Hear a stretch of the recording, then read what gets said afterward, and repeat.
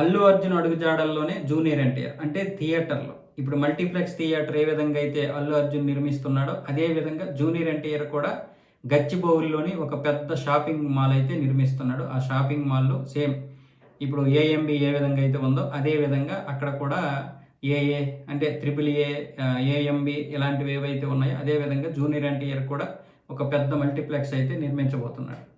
అయితే ఇక్కడ కేవలం అల్లు అర్జున్ మాత్రమే కాదు, విజయ్ దేవరకొండ, రవితేజ, మహేష్ బాబు ఇలా చాలామంది థియేటర్ రంగంలోకి అయితే వచ్చారు. అంటే మల్టీప్లెక్స్ని బేస్ చేసుకొని ఈ షాపింగ్ మాల్స్ ఏవైతే ఉన్నాయో వీటికి ఇప్పుడు మంచి డిమాండ్ అయితే ఉంది.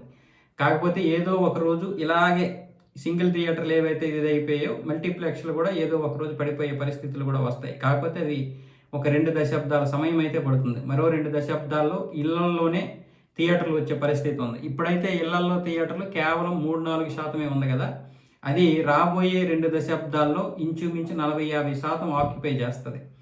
వాళ్ళ ఇంట్లోనే సినిమా థియేటర్ ఇంట్లోనే సినిమా హాల్ లాంటిది ఒక చిన్న స్క్రీన్ పెట్టుకొని ఎంజాయ్ చేసేటటువంటి పరిస్థితులు అయితే మన దేశంలో వస్తాయి. ఎందుకంటే ఎంటర్టైన్మెంట్ చనిపోదు, ఎంటర్టైన్మెంట్ దారులు మార్చుకుంటుంది.